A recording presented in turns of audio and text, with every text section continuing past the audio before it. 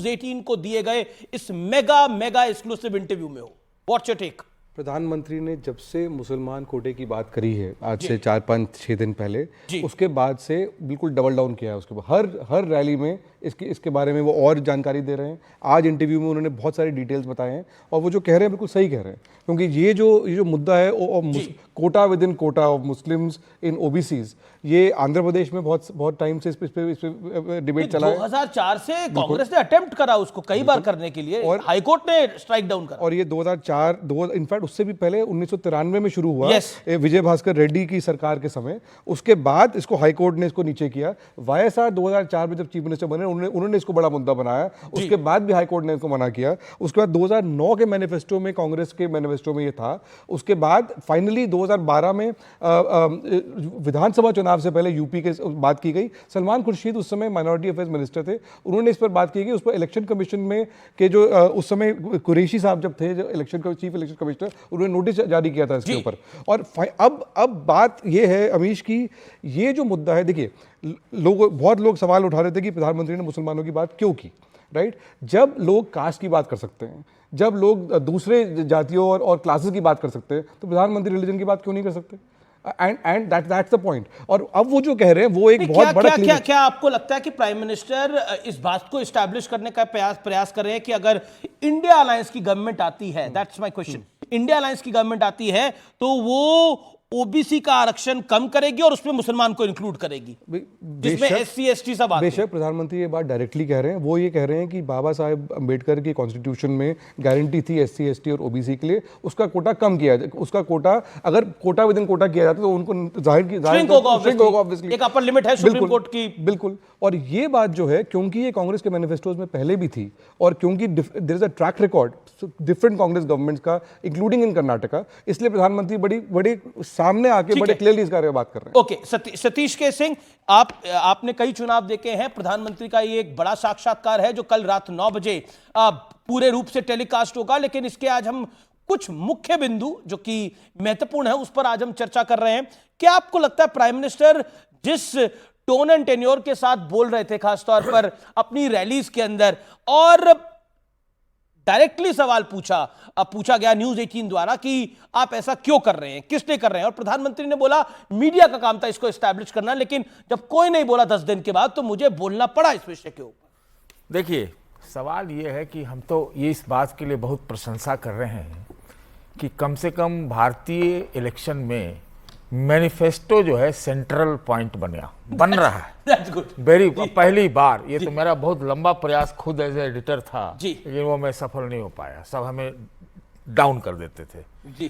तो पहली बात तो ये है। दूसरी बात, देखिए प्रधानमंत्री जी, मैं यहाँ पर मेरी बातें हैं जो मैं नहीं कह सकता, मैं अगर किसी पार्टी का होता तो मैं बोलता, लेकिन नहीं बोलूँगा। लेकिन मैं इतना जरूर कहूँगा कि क्या Bharatiya Janata party caste census के और सोशियो इकोनॉमिक सेंसस के लिए तैयार है?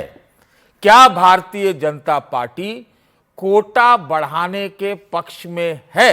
ये दो सवालों के बाद अब आप आ जाइए वो जो मुस्लिम वाली बात। ये सही है कि ये प्रयास हुए हैं पहले, इसमें कहीं से दो राय नहीं है। जो नलिन ने बात बोली, हाँ बोला, मतलब प्रधानमंत्री बोल रहे हैं, नलिन ने भी बोला, ये सही है। क्योंकि उसके बाद Andhra high court, supreme court, Karnataka, हालांकि कर्नाटक में एक है उनके विपक्ष वालों के पास एक पॉइंट, देवेगौड़ा की सरकार ने जो किया था।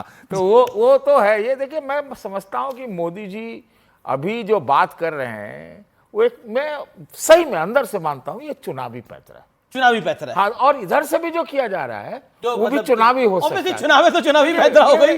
ये मुस्लिम लीग का नहीं हो सकता। मैं बहुत आदर के साथ कहना चाहता हूं, ये मुस्लिम लीग का नहीं है। और जब प्रधानमंत्री देश के ये बोलते हैं, अगर ये प्रधानमंत्री करते तो मैं ज्यादा खुश होता। कारण बताता हूं, उनका नारा है सबका साथ, सबका विकास, सबका तो शहजाद पूनावाला से बेहतर कौन होगा जवाब देने के लिए? नहीं होना चाहिए, लेकिन जॉइंट में होना चाहिए। ये सेपरेट ऑफ रिलीजन का ना दे, ये तो हमें भी बर्दाश्त नहीं।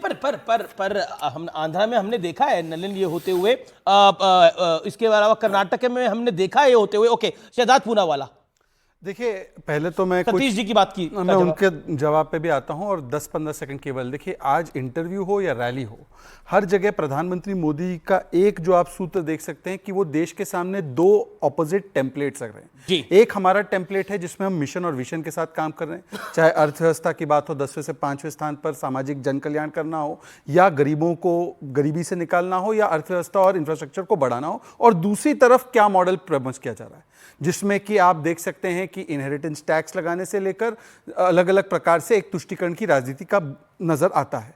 मैं कहता हूं मैनिफेस्टो की तो चर्चा हो ही रही है, मैनिफेस्टेशन की भी चर्चा साथ में होनी चाहिए। मैनिफेस्टो और मैनिफेस्टेशन दोनों साथ में चलते हैं। अब मैनिफेस्टेशन क्या रहा है, और सतीश जी मैं आपको एक बार बता दूं कि हमारी पार्टी ने बिहार में कास्ट सर्वे हम ही ने करवाया, कर्नाटका में कांग्रेस ने रोका है, हिमाचल में कांग्रेस ने नहीं करवाया। कास्ट सर्वे, कास्ट सेंसस की भी बात जहां तक है, अमित शाह जी ने क्लियरली कहा है और डंके की चोट पर कहा है हम इसके खिलाफ नहीं। पर पता है कौन इसके, मैं सुनिए ना, पता है कौन इसके खिलाफ है? ऑफिशियल स्टेटमेंट अभी अमित जी ढूंढ के निकाल ले, टीएमसी ने इसको ऑफिशियली बोला है कि हम इसके खिलाफ है। तो मैं अपनी पोजीशन तो क्लियर कर रहा हूं। और दूसरी बात, जहां तक 50% कोटे को ब्रीच करने की बात है, महाराष्ट्र में तो हुआ है और उसको करने का काम हम ही ने किया है। जहां आवश्यकता होती है हम वहां पर कॉन्स्टिट्यूशनल डिसीजन लेते हैं। परंतु मैं पूछना चाहता हूं आपसे कि 10% तो ऐसे भी सुप्रीम कोर्ट ने वो जो, अरे सर सुनिए ना, आप बीच में टोकिए मत पहले। वहां पर महाराष्ट्र में 62% है, मैं महाराष्ट्र से आता हूं, तमिलनाडु में भी 69% है। तो वहां पे कैसे हुआ अगर केंद्र की सरकार साथ में ना हो? पर मैं आपसे पूछना चाहता हूं अब एकदम स्पेसिफिकली, क्योंकि आपने पॉलिटिकल पार्टी के रूप से आपने बोला अगर मैं ये होता तो मैं जवाब देता। अब मैं आपसे पूछना चाहता हूं, रंगनाथ मिश्रा कमेटी ने रिपोर्ट में लिखा है कि 27% ओबीसी कोटे में से मुस्लिम को 6% देंगे। क्या इस पर सुनील साजन जी जवाब देंगे कि इसके साथ में खिलाफ है?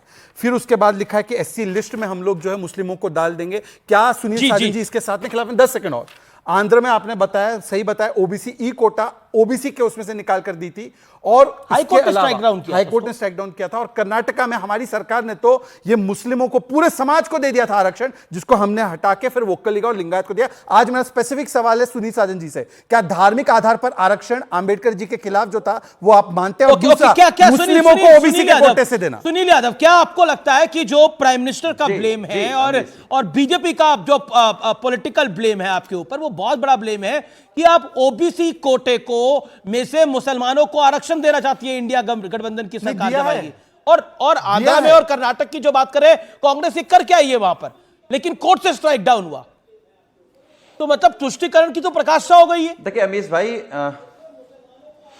अमीश भाई, मैं सबसे पहले तो न्यूज 18 इंडिया को और आपकी पूरी टीम को बधाई दूंगा कि कम से कम आप लोगों की 10 साल की एक उपलब्धि है कि माननीय प्रधानमंत्री जी ने आपके साथियों को इंटरव्यू दे दिया। हालांकि जब आपने कार्यक्रम शुरू किया और मुझे लगा कि प्रधानमंत्री जी का इंटरव्यू है, तो मैंने कुछ सवाल लिखे थे। मुझे लगा कि कोई न कोई तो वरिष्ठ साथी आपका इन सवालों पर तो एक जवाब तो मांगेगा प्रधानमंत्री। कल का इंतजार करिए, कल रात 9 बजे पूरा, इसलिए जल्दबाजी मत करिए। आपके दिल में भी जो सवाल है बोल दीजिए, बोल दीजिए। आपके दिल में भी जो सवाल है वो बोल दीजिए। कल रात को 9 बजे हर सवाल का जवाब है जो आप सुनना चाहते हैं। नहीं, मेरे ये इंटरव्यू छोटा नहीं है, 1 घंटे 20 मिनट का क्या है, इंटरव्यू। देखिए मेरे दिल में क्या है उससे ज्यादा महत्वपूर्ण है कि इस देश के लोगों के दिल में क्या है। जी, जहां तक आरक्षण का सवाल है, समाजवादी पार्टी का स्पष्ट मानना है कि 4 जून को जैसे ही इंडिया गठबंधन की सरकार बनेगी, इस देश की कैबिनेट में जो पहला फैसला होगा वो देश में जाति जनगणना का होगा। हम जाति जनगणना कराएंगे और जो हमारा पुराना नारा है, जिसकी जितनी संख्या भारी उसकी उतनी हिस्सेदारी, कोई भेदभाव नहीं। 2% वाले लोगों को 2% कोटा, 10% लोगों वालों को 10%, 5% लोगों वालों को 5% और 15% लोगों वालों को 15%। कोई समाजवादी पार्टी कोई भेदभाव नहीं करने जा रही। लेकिन